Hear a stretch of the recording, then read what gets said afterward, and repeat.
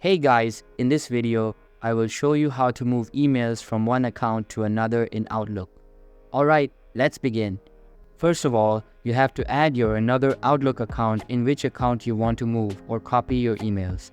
To do that, click on File and just click on Account or Add and go ahead and add your another account. Here look, and here is my first Outlook account and this is my second Outlook account. Now I'm going to my first email account inbox, and now for example, I want to move this email to another account. So all I have to need is just right clicking on this email. And here I'm just clicking on move, and here tap on this third option.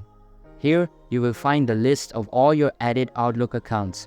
Now just select the specific account, and so let's send this specific email to this account inbox.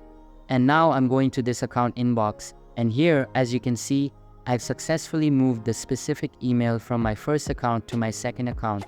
And to copy any mail, just select the mail and you can directly forward the mail. So that's basically how you can move emails from one account to another in Outlook. And that's it for this video.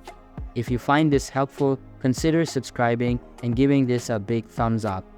Thanks.